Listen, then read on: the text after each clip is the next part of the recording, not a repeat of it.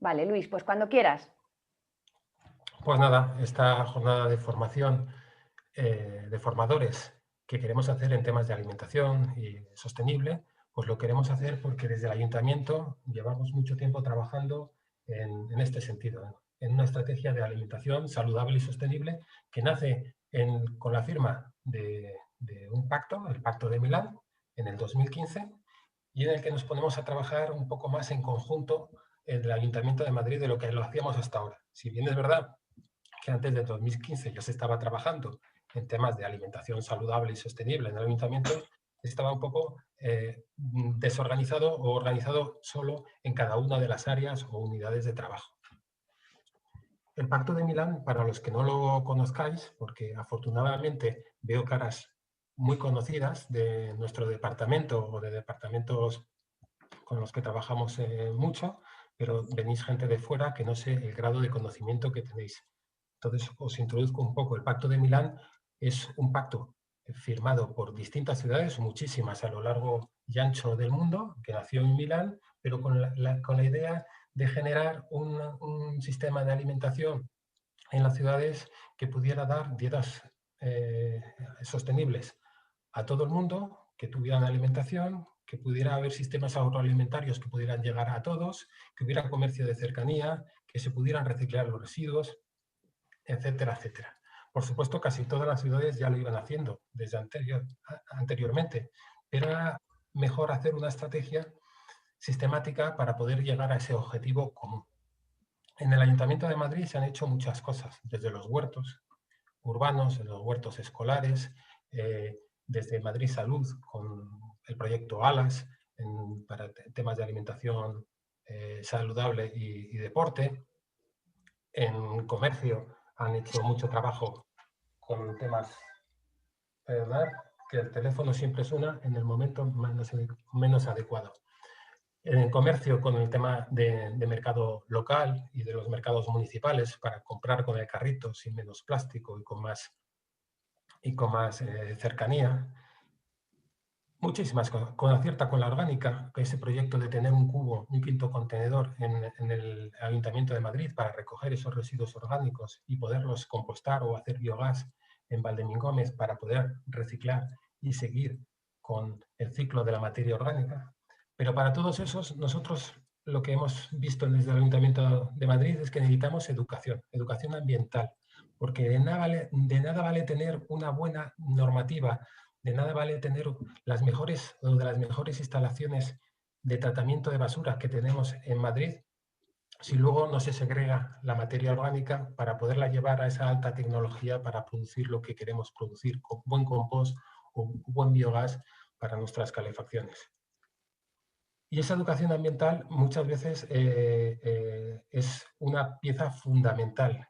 Y aunque hemos hecho muchos esfuerzos, vuelvo a insistir en la campaña Acierta con la Orgánica, que hemos gastado muchísimo dinero desde el ayuntamiento, nunca es suficiente, siempre que hay que ir mejorando y sobre todo viendo dónde vamos fallando. Y a eso es lo que voy. Hemos ahora presentado muchas ciudades que estamos en el Pacto de Milán a nivel europeo para ver cómo podemos organizarnos para poder llegar a un cierto colectivo al que muchas veces no llegamos. A esos jóvenes de 15 a 35 años en los que estáis en centros de educación ambiental o el programa de actividades ambientales, los centros de la Comunidad de Madrid, que algunos estáis con nosotros, son los grandes ausentes, vienen acompañados de la familia hasta los 14, 15 años y cuando ya empieza la adolescencia desaparecen de nuestros centros de educación ambiental, de nuestras actividades, hasta los 35 años o más que vuelven porque ya tienen otras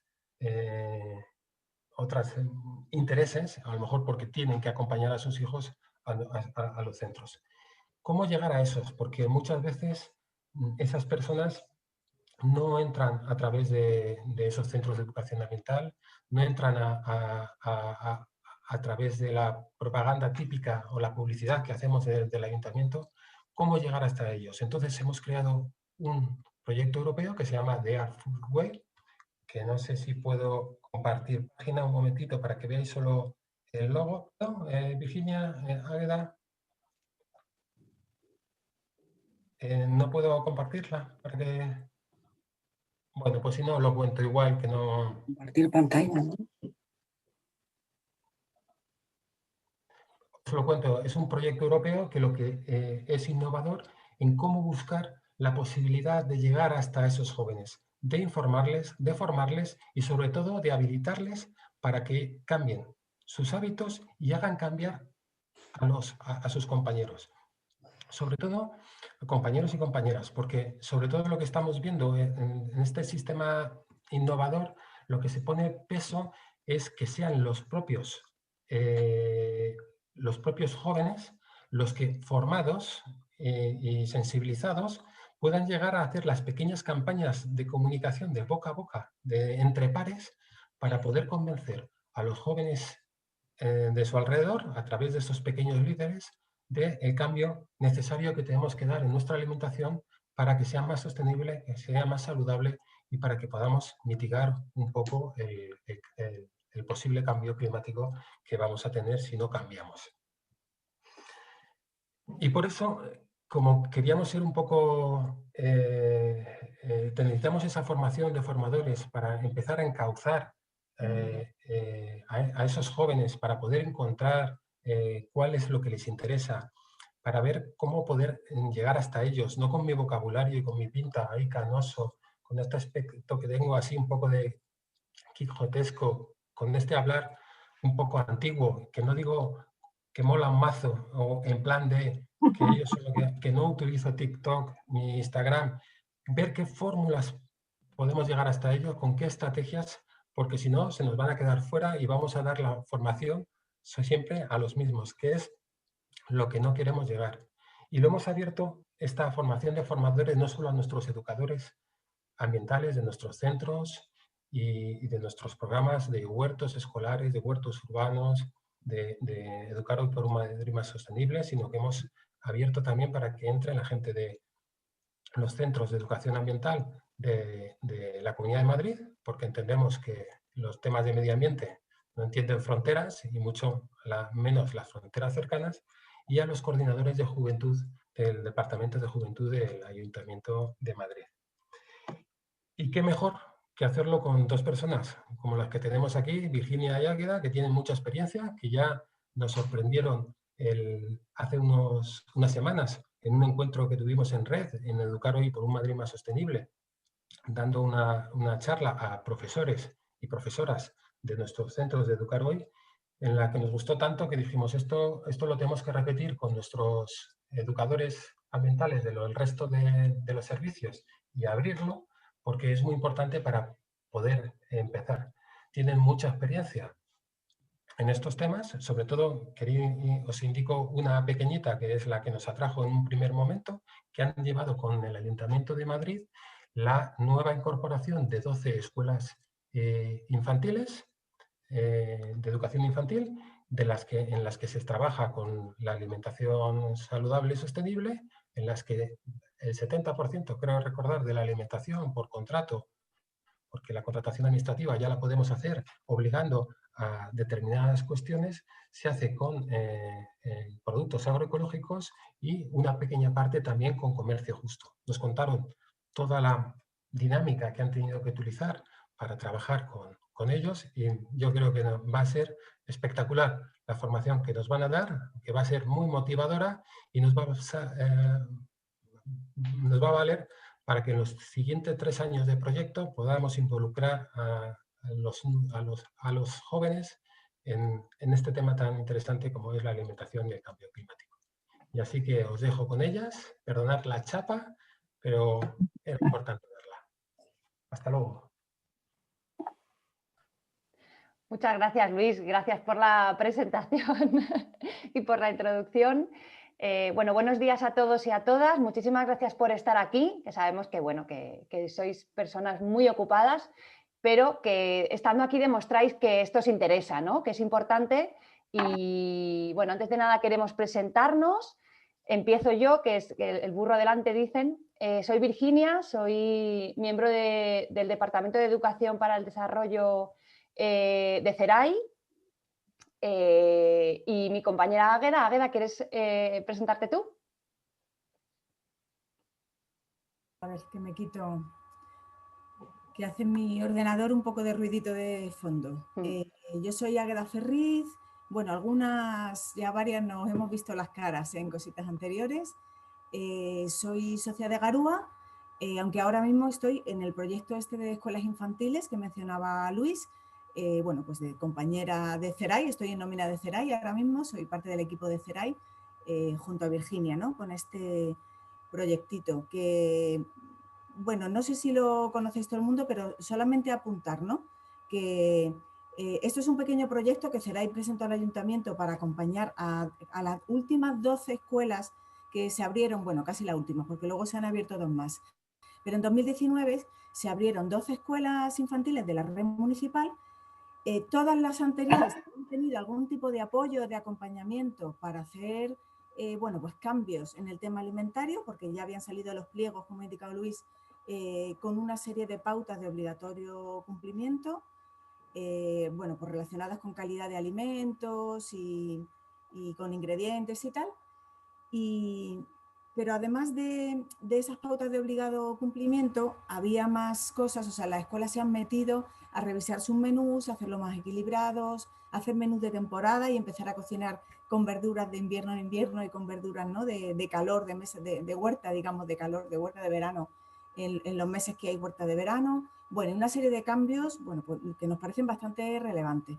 Y como esta última tandita de 12 escuelas de 2019 se había quedado fuera, nuestro proyecto atiende a esas 12, pero todas las demás han venido haciendo un proceso similar. Entonces, bueno, a nosotros nos parece que este proyecto es, no el de CERAI, sino el del ayuntamiento, ¿no? O sea, que el ayuntamiento se haya comprometido, ¿no? Se haya lanzado a hacer cambios en los pliegos para meter una serie de criterios de sostenibilidad. Bueno, pues por fin, ¿no? Porque también Madrid para esto era como un poco un erial, ¿no? Había experiencias de alimentación escolar saludable y sostenible en otros lugares, y aquí estaba haciendo falta, bueno, porque desde las instituciones se diera un impulso, ¿no? Entonces, para nosotras es un referente, ¿no? El proyecto la apuesta, ¿no? del Ayuntamiento de Madrid con el tema de sus escuelitas infantiles. Esperemos que genere un efecto contagio, ¿no? Futuro, pero bueno, de momento vamos a ver si se mantiene también, ¿no? Que esperamos que esa apuesta continúe.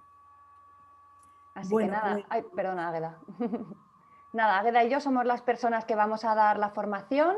Tenéis el chat para hacer las preguntas que queráis, pero también podéis pedir palabra por si en algún momento, en vez de escribirlo, cuando toque el turno de preguntas, queréis hacerla de viva voz, ¿vale? Que así parece que no es tanto un monólogo y compartimos un poco más, se hace un poco más ameno.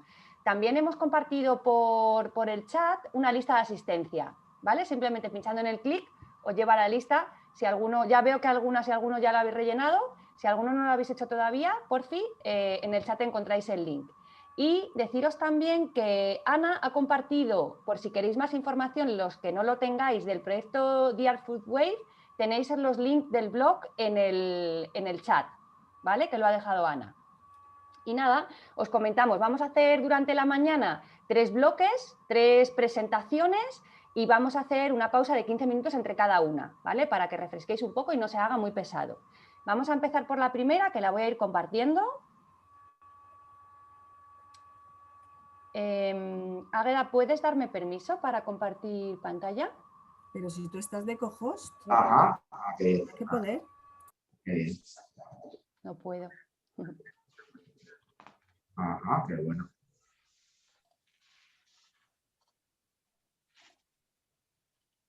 ¿Estás tú o estoy yo de co-host? ¿Cómo no vas a poder? ¿Tienes que poder, Vir? No, no me deja. ¿Tú la coge? ¿La tienes abierta? Sí. Bueno, pues la comparto yo. Venga.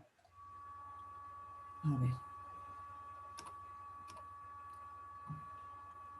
Voy a dejar la portada.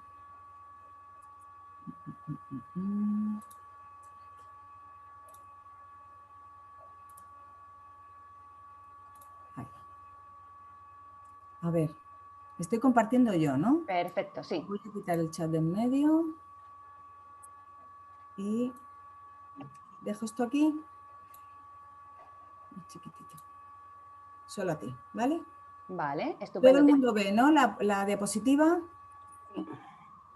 Sí, ya Virginia chiquitita arriba. Venga, pues tira. Vale, si quieres silenciar tu micro. Sí, gracias.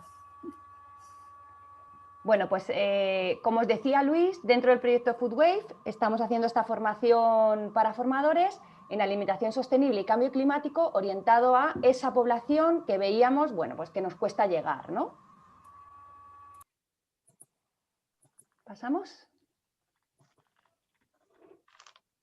¿Qué vamos a ver hoy? Lo que os decía, vamos a hacerlo en 3 bloques para que sea más ameno. Primero vamos a centrarnos un poco en la teoría, ¿vale? ¿Cuáles son los pilares de la alimentación saludable y sostenible? Después vamos a ver cuál es la relación entre alimentación y cambio climático, que son 2 aspectos que están muy vinculados. Y por último nos vamos a centrar en qué recursos pedagógicos tenemos, tanto para profesorado como para huerto, como para otros colectivos.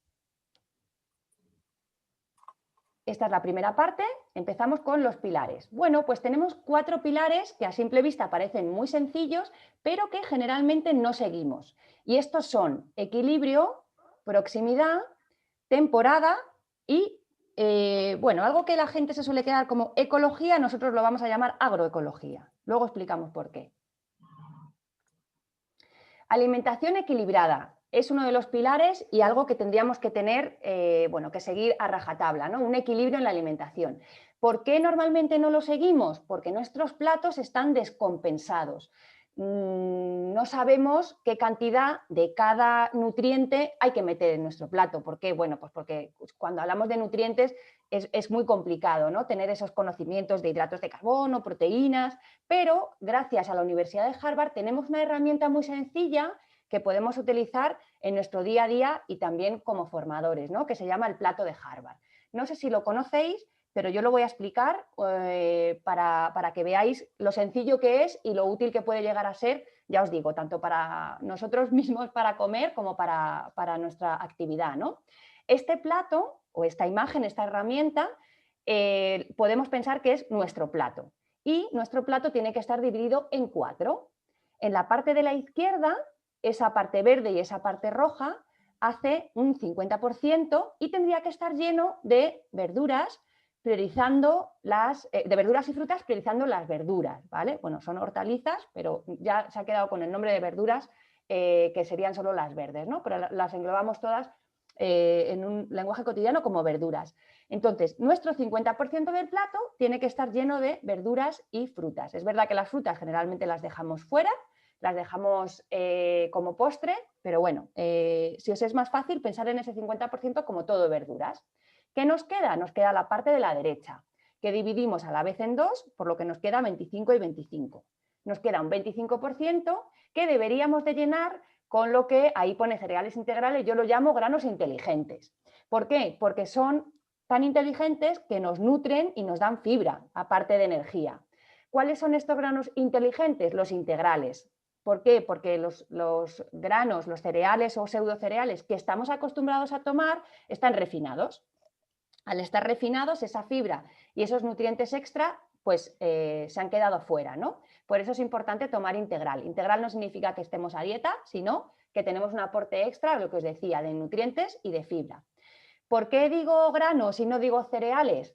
Porque cuando hablamos de granos, hablamos, por ejemplo, de arroz, hablamos de cebada, hablamos de trigo, hablamos de avena, pero hay otros granos que no son cereales, pero que también son muy importantes y últimamente pues están más accesibles, ¿no? Como el mijo, el trigo sarraceno, la quinoa. También los meteríamos en este grupo, ¿vale? Lo que pasa es que habitualmente este grupo o nos olvidamos o lo cambiamos por patata, que bueno, que es parecido, nos da energía también, pero no tiene ese aporte extra de fibra y de nutrientes que sí tienen los granos inteligentes. Vale, pues tenemos 50% verduras y frutas, 25% granos inteligentes y nos queda otro 25%, donde meteríamos proteína saludable. ¿Qué fuentes de proteínas tenemos? Pues tenemos las legumbres, que ayer además fue el Día Mundial de las Legumbres, tenemos carne, ya sea blanca o roja, tenemos pescado, tenemos productos lácteos y tenemos huevo. ¿Qué nos suele pasar en nuestros platos? Pues a lo mejor que la proteína no ocupa un 25%, puede ocupar hasta un 50%, y entonces reducimos la cantidad de verduras, de vegetales. ¿Qué nos suele pasar también? que metemos proteína, metemos verduritas, pero se nos olvidan los hidratos de carbono, se nos olvidan esos granos inteligentes. Con esta herramienta, sabiendo qué va en cada sitio, podemos equilibrar nuestro plato, porque no es una cuestión de cantidades, es una cuestión de proporciones, ¿vale? Esta herramienta además nos dice que deberíamos acompañar nuestras comidas con agua, mejor que con otras bebidas, y deberíamos utilizar para cocinar estos platos una grasa de buena calidad. Aquí lo tenemos fácil en España, que tenemos el aceite de oliva virgen o virgen extra.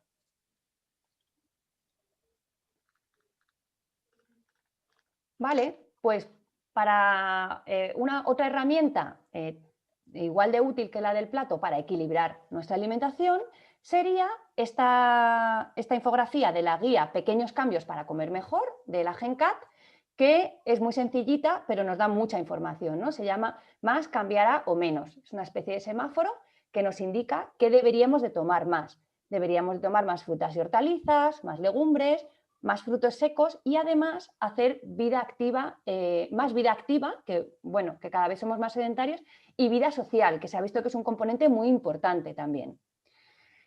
Deberíamos de cambiar pues deberíamos de cambiar de bebidas azucaradas o edulcoradas o alcohólicas a agua. Deberíamos de cambiar de alimentos, ya os digo, los que conocemos como convencionales, pero que han sufrido un proceso de refinado, a alimentos integrales.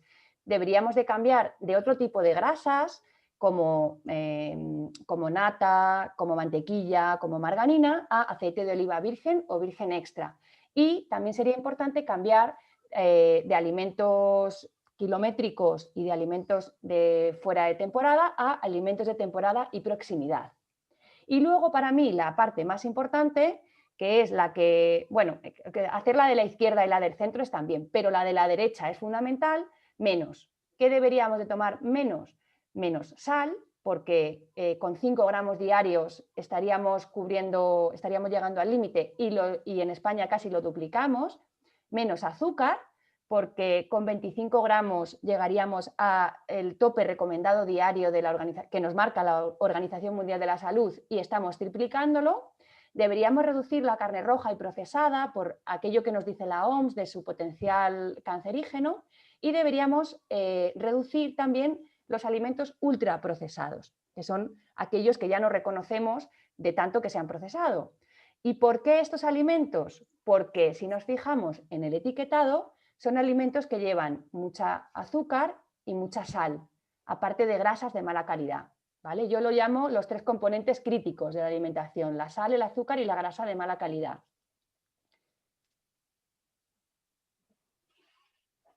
¿Y por qué incidimos en equilibrar la dieta? Porque los resultados que estamos obteniendo de un tiempo a esta parte, por ejemplo en alimentación infantil, son bastante desesperanzadores, ¿no? En el último informe Aladino, que ha salido recientemente, nos indican, o este informe nos da unos datos de sobrepeso y de obesidad infantil bastante altos.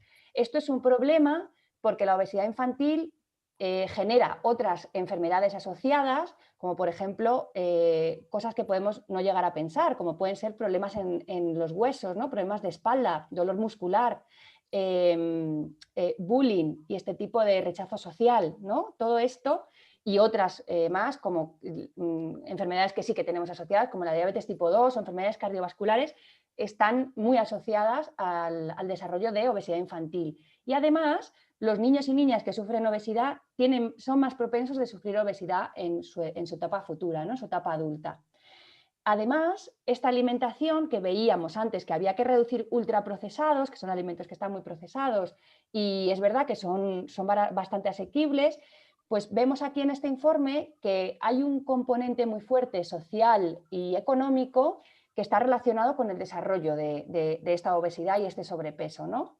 Aquí nos pone el número de niños y niñas con obesidad es mayor entre familias con rentas más bajas. Por eso la alimentación de estos niños y estas niñas pues es más preocupante, ¿no? Que del resto de la sociedad.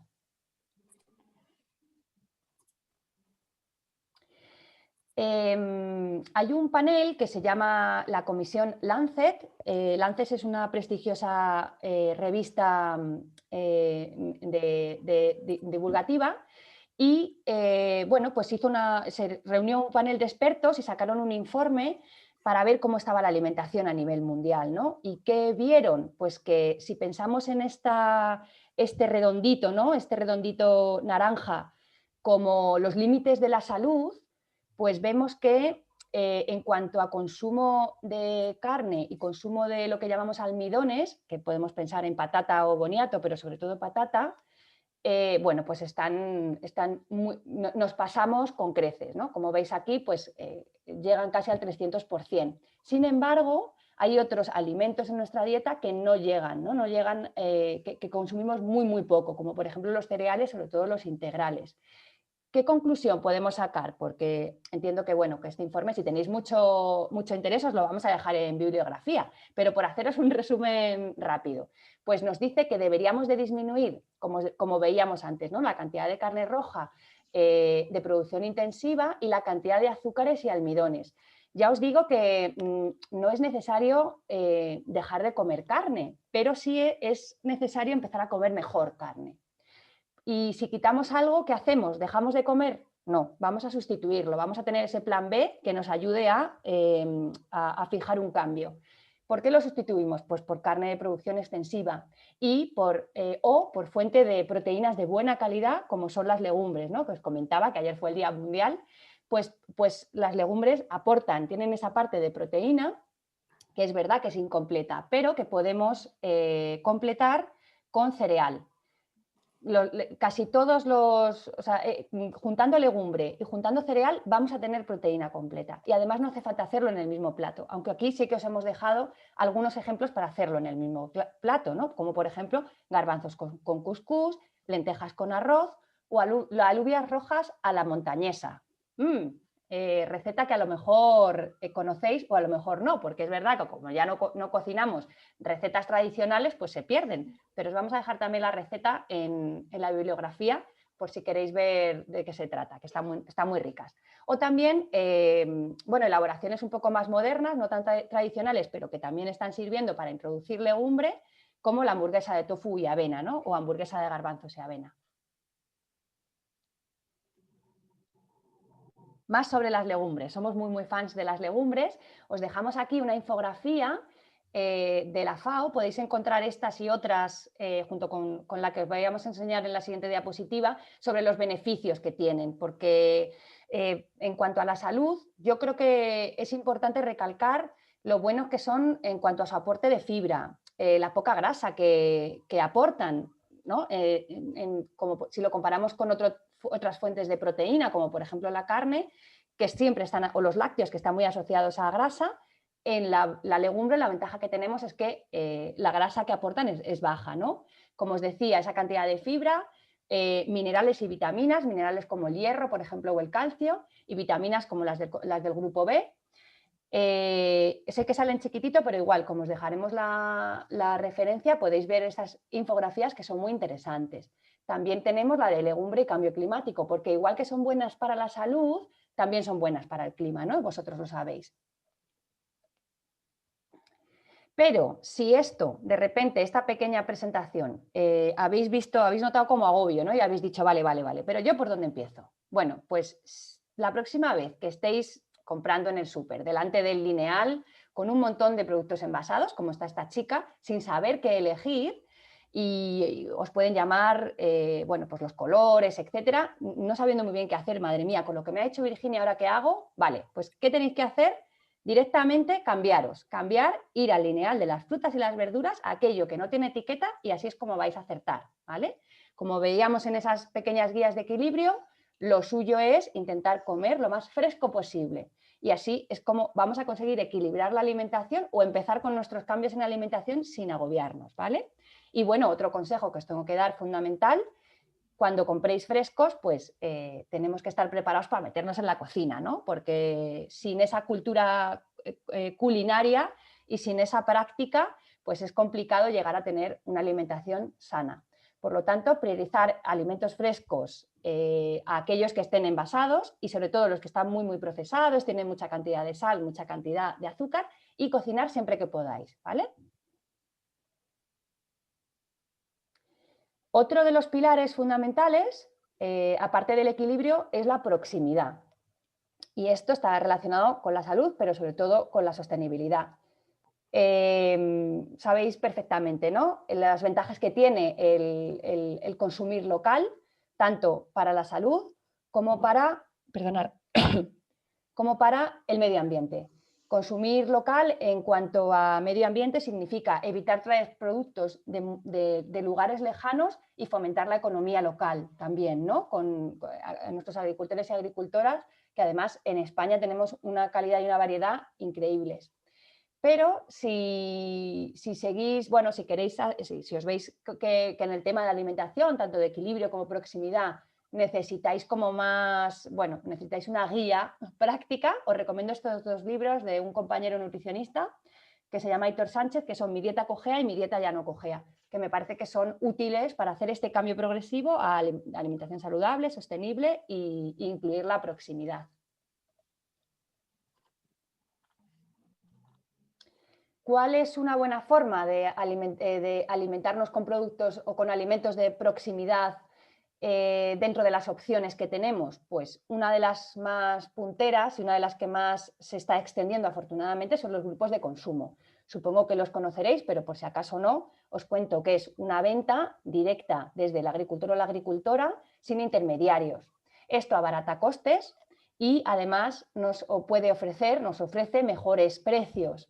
También muchos de los grupos de consumo se forman porque, bueno, pues son personas concienciadas con la alimentación libre de pesticidas y ofrece parte o todo lo que se ofrece en ese grupo de consumo es ecológico o agroecológico. Al reducir costes o al reducir intermediarios podemos ofrecer un pago más justo al agricultor o a la agricultora. Vamos a consumir nos van a ofrecer productos de temporada, siempre se consume lo que hay en el momento, y además una de las cosas que a mí me parecen más importantes es que genera comunidad. Hemos reducido las acciones que realizamos en grupo y esta es una buena forma, pues, de conocer a la gente que tienes cerca y de crear comunidad, ¿no?, de crear comunidad con gente con la que tienes cosas en común. Para ayudaros a consumir de temporada, porque a veces hay alimentos que tenemos muy controlados, que por ejemplo la sandía, ¿no?, tenemos bastante claro que es de verano, hay otros que igual se nos van un poco, ¿no?, sobre todo con el tema de las verduras. Os dejamos aquí los calendarios del proyecto que estamos realizando en las escuelas infantiles, que recogen frutas y verduras de temporada durante todo el año y nos parecen muy útiles. Y os colgaremos también para que lo podáis imprimir y si queréis colgarlo en vuestra nevera o cerca del punto que tengáis donde hagáis la compra.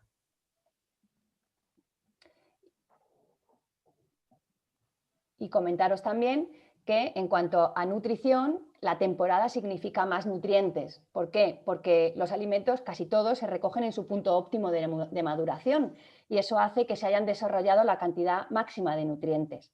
Un caso curioso es el del tomate, en el que la cantidad de nutrientes se relaciona también con las sustancias que crean olor en el tomate. Por lo tanto, un tomate con más olor y más sabor nos vamos a asegurar de que tenga más nutrientes, de que tenga más nutrientes respecto a otro que, aunque tenga muy buen color, no sepa o no huela.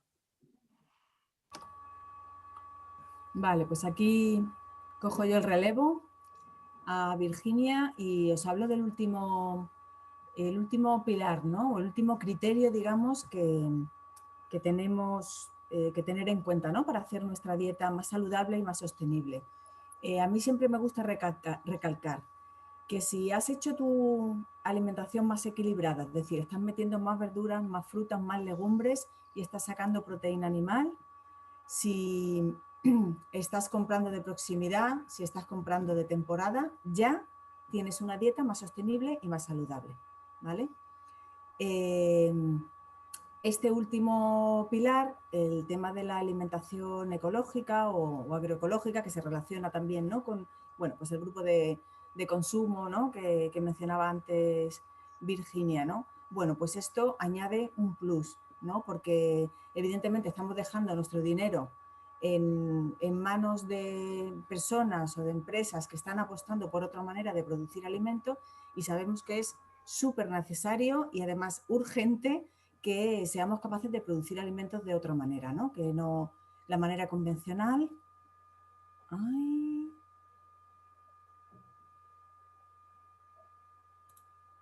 ¿Me quedo fuera?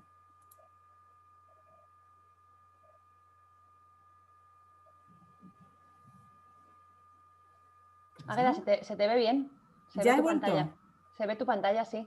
Vale, vale. Es que me ha salido un cuadro de diálogo que estaba fuera del Zoom, vamos, que me había expulsado. Vale, fenomenal, pues continúo. Ok. Bueno, pues puesto que es súper importante, ¿no? Que vayamos, bueno, porque lo vamos a ver ahora en el segundo taller, ¿no? Toda la producción de alimentos tiene un impacto sobre sobre la salud del planeta y sobre la salud de las personas. Muy importante, bueno, pues uno de los ejes claves es el tema de la producción ecológica de alimentos, ¿no? Tanto vegetales como animales. Yo quería detenerme un momentito en el tema este de los disruptores endocrinos o disruptores hormonales, que algunas personas seguramente que ya lo conocéis, pero posiblemente haya otras que no hayáis oído hablar nunca de esto, y a mí me parece que es una cosa muy importante sobre la que tenemos que poner atención. Los disruptores endocrinos son sustancias que de alguna manera el cuerpo las confunde con hormonas, ¿no? O que tienen una actividad en el organismo pues como una actividad hormonal, ¿vale? Entonces alteran los equilibrios hormonales en nuestro cuerpo. Los equilibrios hormonales, claro, son muy frágiles, ¿no? Porque tenemos, bueno, pues unas cantidades de hormonas muy pequeñitas, ¿no? Unas concentraciones muy bajas en nuestro metabolismo, pero que son suficientes para hacer funcionar nuestro cuerpo y nuestros órganos como deben. ¿Qué pasa cuando en nuestro cuerpo entran estas sustancias y se alteran? ¿No? Pues que empieza a haber alteraciones en ese funcionamiento metabólico. Bueno, los plaguicidas, los pesticidas, los herbicidas, los fungicidas, los insecticidas, cuyos residuos quedan en los alimentos que se han cultivado en convencional, entran en nuestra alimentación, entran en nuestros cuerpos y pueden tener muchos de ellos este tipo de efectos, aparte de neurotóxicos, alergénicos y otra serie de efectos, ¿no? Que tienen los pesticidas, porque no dejan de ser veneno, no dejan de ser biocidas. Pero este efecto de disruptor endocrino no es tan conocido. La antigua AECOSAN, que creo que ahora ya se llama AESAN, ¿no? La Agencia de Seguridad Alimentaria y Nutrición, hace un muestreo en el Estado español de puntos de venta, mercados, supermercados, pequeño comercio, de fruta y verdura en fresco, ¿vale? Hacen un muestreo por todo el Estado. Creo que este trabajo lo hacen cada 2 años y publican los resultados. Lo que hacen es analizar esas muestras de frutas y verduras buscando plaguicidas y pesticidas, un listado bastante extenso en el que por alguna razón no figura el glifosato, pero yo digo que bastante extenso y bastante completo. Entonces, esos resultados la AESAN los publica y la Asociación Ecologistas en Acción suele hacer un informe sobre ese informe, digamos, ¿no? Es decir, coge los datos en esta tabla que tenéis delante, ¿no? Que empieza con los pimientos y acaba con las fresas. La última columna es el número de plaguicidas totales. Ese es el dato que aporta la AESAN, ¿vale? 37 plaguicidas en los pimientos, 36 en las peras, 32 en las naranjas, 29 en las uvas, 22 en las lechugas o 23 en las fresas. No en una fresa o en un mismo pimiento, ¿vale? Hay 37 plaguicidas, sino en todos los pimientos que se analizaron en todos los puntos de recogida de muestras, ¿vale? Ecologistas de Nación hace un segundo paso, digamos, que es cotejar. Como la AESAN te dice qué plaguicida ha encontrado en cada grupo de alimentos, ¿no? En el pimiento, en el tomate, en la lechuga. Bueno, pues desde Ecologistas de Acción lo que hacen es cotejar con un listado de disruptores hormonales que tiene la Unión Europea. Digamos que tiene una especie de catálogo, ¿no? Un listado de sustancias que se reconocen como disruptores hormonales. Y entonces cotejan. Dicen, vale, pues de todos estos plaguicidas que hemos encontrado en los pimientos, ¿cuántos son disruptores? Y encuentran que son 16, ¿vale? Que sería la columna central. De los 37 que en el tomate, otros 16, ¿vale? Son disruptores hormonales. En las naranjas hay 32, pues 14 de ellos son disruptores.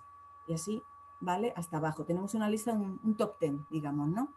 Entonces, bueno, pues si queréis echar un vistazo, ¿vale?, a estos informes que van saliendo, ya digo, periódicamente, sobre todo por no perder la noción de que esos residuos están ahí, ¿no?, en los alimentos, están en el suelo, están en el agua. Bueno, pues estamos constantemente, ¿no?, destruyendo biodiversidad, ¿no? Esto es un elemento de destrucción de biodiversidad bastante importante y aparte del efecto sobre la salud. Más cositas relacionadas, ¿no?, con la parte ambiental, ¿no?, de la alimentación, todo el tema del sobreenvasado, el evitar los alimentos kilométricos, y a veces mucha gente pregunta, bueno, pero ¿qué rango, ¿no?, o sea, qué umbral de distancia ponemos? Bueno, nosotras cuando trabajamos con coles y con escuelitas y con las familias, ¿no?, todo este tipo de contenidos, lo que solemos recomendar es que compremos producto de la península ibérica. Es decir, en la península ibérica se produce en su temporada, por supuesto, todo tipo de alimentos. Yo creo que salvo, bueno, plátano de Canarias, también lo admitimos, ¿vale? Creo que salvo piña y lichis, me parece que producimos de todo, ¿no? Porque tenemos una diversidad agrícola y de climas, ¿no?, que nos permite, pues eso, que antes los kiwis venían de Nueva Zelanda, pero ya tenemos kiwi de la cornisa cantábrica, tenemos productos subtropicales de Andalucía, tenemos, bueno, todo tipo de verduras y de frutas, cada uno en su momento. Evidentemente, si queremos hacernos zumitos de naranja en agosto, no va a haber naranjas nacionales, pero tenemos que darnos cuenta de que en cada momento del año las huertas nos ofrecen los alimentos que necesitamos. Necesitamos vitamina C todos los días. Los productos de verano tienen vitamina C, el pimiento, el tomate, las frutas de verano. No hace falta hacerse el zumito de naranja, ¿no?, cada mañana. Bueno, esto seguramente vosotros lo sabéis, pero es como uno de los mensajes importantes a trabajar con el público, ¿no?, porque hay gente que tiene como, bueno, como ciertos hábitos muy consolidados, ¿no?, y no se paran a pensar en esta otra dimensión, ¿no? Entonces, bueno, nosotros siempre yo marco como pauta, con que evitemos los productos de importación, ya estamos haciendo un avance muy importante, ¿vale?, en la huella ecológica, en la huella de carbono que tienen los alimentos que comemos, ¿vale?, nuestra dieta. Bueno, como hemos dicho, el tema de la agricultura ecológica, que sabes que es esta agricultura que está certificada y que tiene una serie de pautas, ¿no?, o sea, que está regulada de manera bastante estricta. Más allá de eso, si además miramos de dónde vienen los alimentos, porque podemos comprar alimentos ecológicos que vengan de Alemania o que vengan de Italia, ¿no?, o que vengan de donde sea. Entonces, bueno, pues sí que es importante que más allá de la certificación también nos fijemos de dónde vienen las cosas, cómo vienen envasadas, qué empresas hay a lo mejor detrás o qué modelo empresarial hay detrás, ¿no? Sí, porque también podemos obtener mucha certificación ecológica, pero luego tener explotación laboral. Bueno, quiere decir que eso no, que compremos cosas de España no garantiza que se den otra serie de condicionantes, ¿no? Que esa parte es, digamos que la tenemos que indagar, ¿no?, que tenemos que informarnos y también por eso las fórmulas tipo grupos de consumo, ¿no?, tipo asociaciones de personas que hacen compra directa, nos permite tener mucho más información sobre cómo se producen los alimentos y de dónde vienen, ¿no? Bueno, pues son casi media, son las 10:27. Queríamos abrir un turno de preguntas. Yo, como estaba compartiendo pantalla, no he podido estar mirando el chat. Supongo que Virginia la habrás hecho un vistacillo. Sí, de momento no hay preguntas. Si hay preguntas en el chat, las recogemos. Os animamos de todas maneras a que abráis micrófono y las hagáis de viva voz, porque si vamos a estar hablando todo el rato, Virginia y yo, esto es un poco rollo. Dejo de compartir pantalla, ¿vale? Y así nos vemos las caras. No hay preguntas, pero se han compartido enlaces interesantes. Por ejemplo, Ana nos ha dejado el enlace de la guía de la GenCat. Pequeños cambios. Muchas gracias, Ana. También nos ha comentado estos 2 libros que os he dicho, están en PDF, parece ser, los 2. Y Pablo compartía también los informes de ecologistas que estaba comentando Águeda. Ha compartido el último, pero si seguís el enlace podéis encontrar también el anterior. Pero el último es de verano del año pasado, o sea que es súper reciente.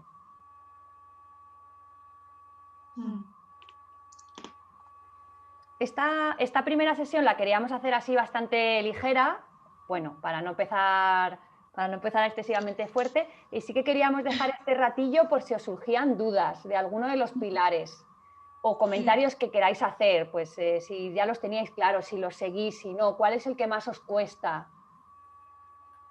O en el trabajo con el público, ¿no? Digamos, con los destinatarios del trabajo que hacéis. Este tipo de contenidos, si se trabajan, si no, cuáles cuestan más, si tenéis herramientas que queráis también igual compartir, ¿no? Una pregunta. Con el plato saludable.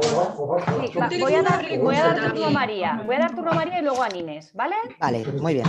María, cuando quieras. Mira, mi pregunta es, cuando hablabas de los granos inteligentes, que sí, me encanta la palabra, que hablabas de granos inteligentes integrales, ¿no? Como por ejemplo el arroz, digo, ¿sirve que solo que sean integrales o tienen que ser integrales y orgánicos? Porque yo había oído hace tiempo, ¿no? Esto es mi preocupación por una alimentación, ¿no? Para mí y la familia, que si eran integrales, no voy a decirlo muy simple porque no tengo la verdad muchos conocimientos. El grano de arroz, que en la cáscara del arroz, por ejemplo, ¿no? Pues si había pesticidas, o sea, no era orgánico, pues incluso era peor, ¿no? O sea, tenías lo de integral, pero a la vez te comías todos los plaguicidas o lo que, bueno, todo lo que pesticidas, ¿no? que usaran. Entonces quería aclarar esto, si hacía falta que fuera además orgánico. Sí, es un buen punto. Es verdad que yo he comentado solo que fuera inteligente, pero si juntamos todos los pilares también es muy importante ese componente agroecológico o ecológico, ¿no? Por lo que dice María. En la cáscara que en los cereales que consumimos de manera convencional se retira porque se refinan, en los integrales se suele acumular una gran parte de esos pesticidas que decíamos. Ahora hay otro tipo de pesticidas que es verdad que entran también dentro de la planta, los llaman sistémicos y entran por las raíces, pero los pesticidas que podemos llamar de uso tradicional o más antiguos, sí que es verdad que se quedaban por fuera. Por eso también es importante, aparte de que incluir este pilar de alimentación equilibrada y grano inteligente haciéndolo integral, es importante también pasarnos al ecológico. En las escuelas lo comentamos también, si una de las cosas que vais a introducir, una de las mejoras es cereal integral, intentad comprarlo ecológico, por lo que dice María, ¿no? Para evitar esos posibles restos de pesticidas que se hayan quedado en esa cáscara. Y otra cosa, María, en el tema del integral, que has comentado lo del arroz, el arroz es un cereal un poco particular que tiene la característica de que absorbe mucho arsénico del suelo. Entonces, también por eso es interesante el tema de que consumamos arroz de una zona en la que, que se haya cultivado de forma ecológica, ¿no? Y de que para que ese arsénico extra, que por ser arroz, no por ser, o sea, porque es un cereal un poco particular, absorbe de más, no lo tengamos. En nosotros es interesante, en los adultos, pero en niños más, porque nosotros ya tenemos nuestros órganos desarrollados, somos capaces de eliminar ese arsénico que tomamos, que extra, por así llamarlo, pero en el caso de los niños es más complicado porque sus órganos están en desarrollo. Entonces, siempre es interesante, como dices, si consumimos integral, que este integral sea ecológico. Luego, otras veces también que tú has comentado, Virginia, el interés de hacer remojo previo, ¿no? Sí. Es verdad que el arroz de producción ecológica nacional tiene menos arsénico que las variedades de arroces que traemos de importación de países asiáticos y tal, ¿vale? Entonces eso ya es un gran punto a favor, ¿no? De que consumamos arroz nacional y eco. Pero Claro. además está lo del, comentas tú lo de poner en remojo, ¿no? Unas horas. Sí, bueno, lo que decía Águeda, desgraciadamente países asiáticos, Vietnam, China, etcétera, pues son zonas muy contaminadas, por eso, como ella decía, ¿no? También otro punto extra de priorizar lo nacional. Y luego el tema del remojo es importante porque digamos que deja en el agua de remojo ciertos antinutrientes que no queremos. Cuando vayamos a cocinar, eliminamos ese agua de remojo y cocemos en otro agua. Y cuando vayamos a servir, si podemos, eliminamos ese agua. ¿Vale? Siempre que vayamos remojando o cociendo, vamos a eliminar parte de esos algunos de esos compuestos, como por ejemplo el arsénico y otros antinutrientes, y se van quedando en el agua, por lo tanto es bueno desecharla. Es verdad que hay cocciones como la paella, en la que estamos cociendo el arroz en su propio caldo, pero por eso que decía Águeda, si ahí no podemos eliminar el agua que estamos utilizando para cocinar, por lo menos un remojo previo sí que ayudaría. Nines, creo que tenías pregunta. A ti, María. Bueno, mi pregunta no es en relación a dudas sobre lo que habéis contado, sino precisamente cuando en vuestro proyecto de escuelas y de poder introducir allí lo que es una alimentación saludable, bueno, pues a los chavales más menos, dependiendo de las rutinas que tengan en casa, les puede costar pues no sé, adaptarse, ¿no? Pero como están en el colegio van y se adaptan, pero luego llegan a casa. Y entonces, ¿cómo transmiten estos conocimientos que no terminan de ser? O sea, a ver, todos entendemos lo que es una alimentación saludable, los chavales también. Pero no terminan de dar algunos tipos de argumentos que puedan convencer o que puedan ayudar, y también contamos con las prisas, con el ritmo acelerado que llevamos todos, ahora voy y abro la bolsa corriendo y esto lo hago en 3 minutos en el microondas y cosas así, ¿no? Entonces, ese tipo de cosas que también hacen mucho los jóvenes cuando viven solos, etcétera. Es que, o sea, yo lo que te pido que qué herramientas para la transmisión de estos conocimientos a ellos, que realmente les llegue y que realmente también luego no solo se quede en el cole, sino que lo puedan llevar a sus casas. Era un poco eso. Sí, en esto que dices de trabajar con los niños y cómo transmiten el mensaje, nosotras lo que hacemos es incluir en los proyectos a las familias. Nos parece un componente súper importante para que el proyecto funcione. De hecho, bueno, pues estudios que hay, ¿no? Revisiones sistemáticas así lo indican.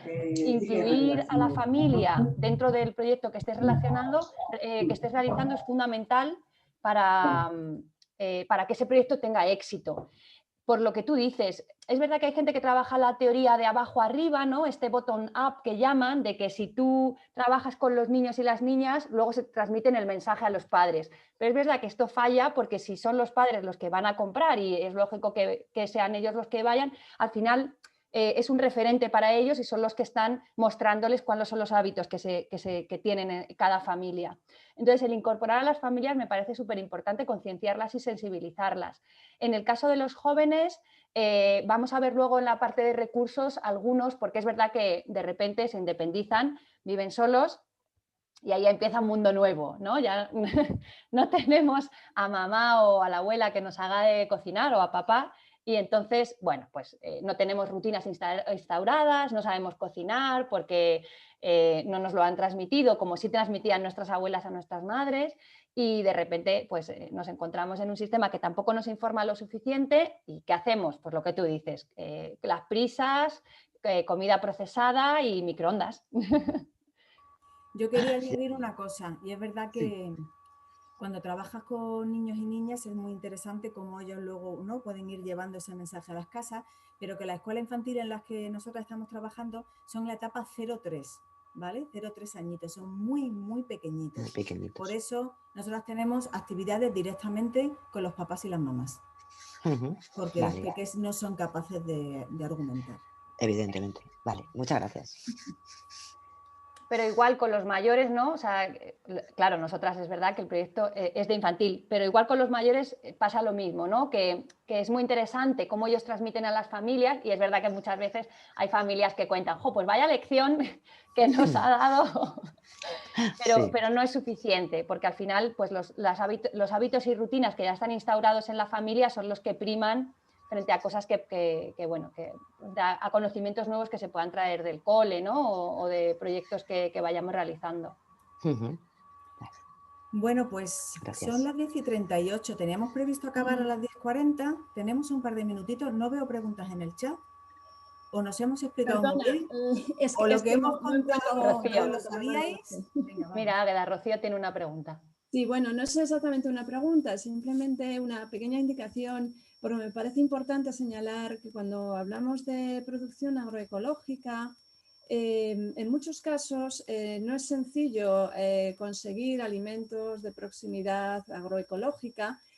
Por ejemplo, en la carne es bastante complicado, pero también en las verduras y en las frutas existe lo que se llaman buenas prácticas en agricultura y ganadería. Muchos de los productores que ahora mismo están sirviendo alimentos saludables, sostenibles, de proximidad, son productores de buenas prácticas. Es importante señalarlo a los niños, a las familias, porque creo que en muchos casos es difícil conseguir, tanto por precio como por proximidad, productores que realmente tengan esa certificación, que no es nada sencilla de conseguir y que a muchos productores les resulta muy, muy complicado.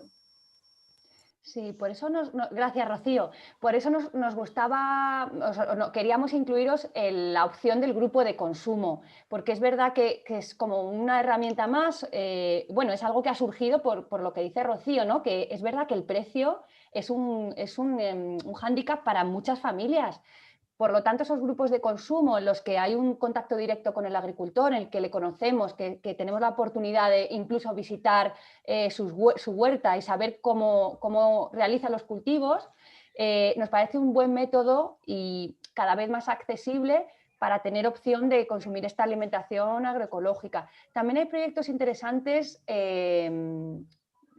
proyectos que conocemos, de carne, ¿no? Tanto de pollo como de carne de ternera. Y lo mismo, son productores de cercanía, no están exactamente en Madrid, pero están en los alrededores y se consigue un precio relativamente bueno consiguiendo un cultivo, una producción bastante sostenible, ¿no? Tiene toda la razón, es complicado acceder a este tipo de productos, pero nos parece que el grupo de consumo es una buena manera.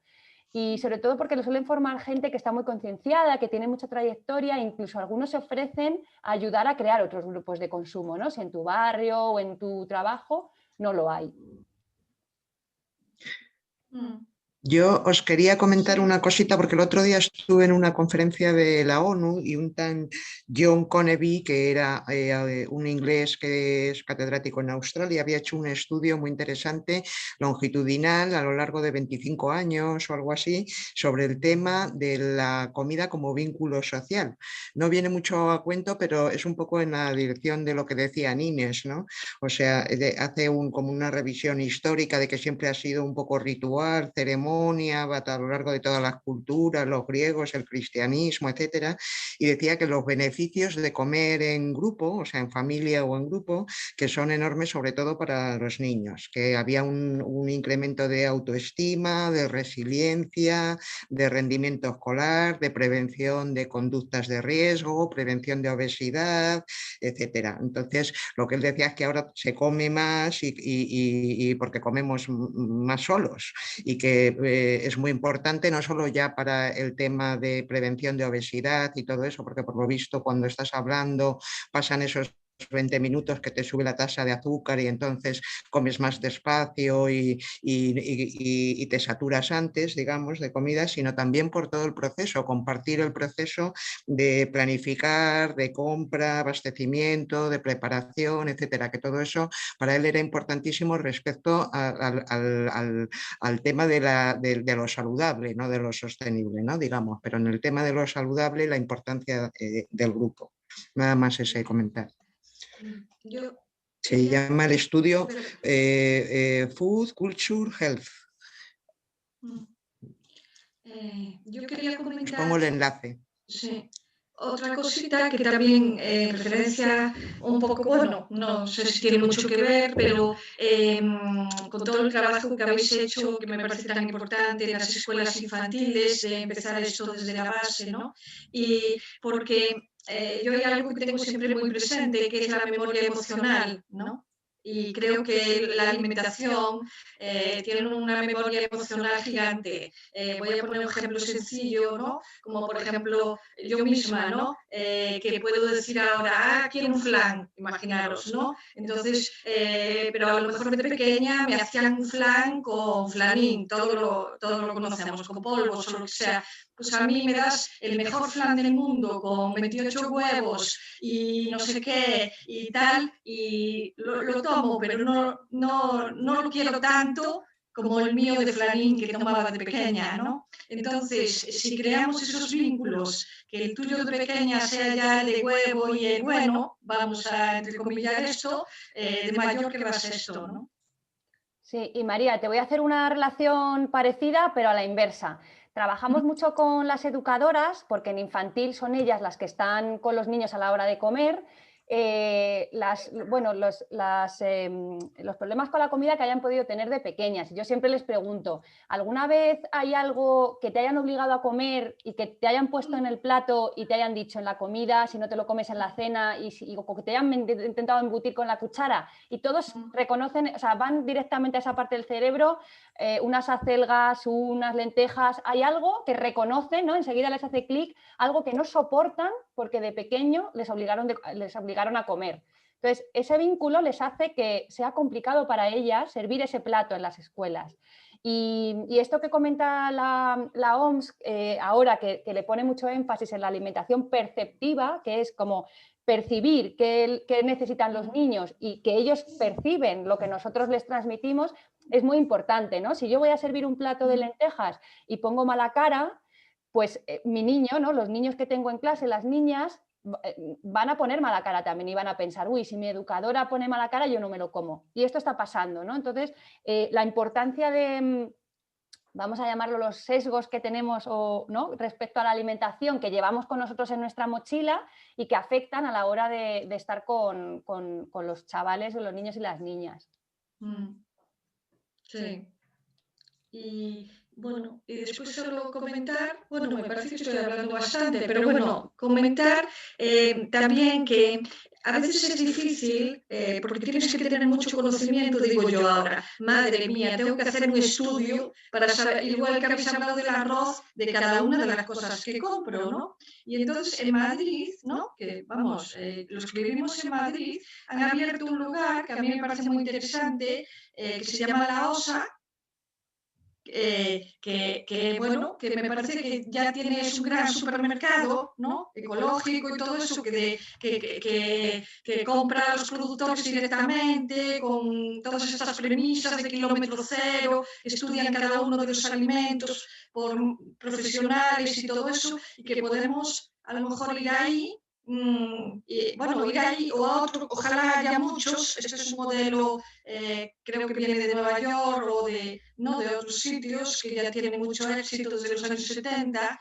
Y digo, bueno, pues no me parece mal porque no tienes que saber tanto, ¿no? Y ya te puedes un poco fiar, entre comillas, de lo que hay, como los grupos de consumo también, ¿no? Pero para hacer una compra más grande, ¿no? Más completa.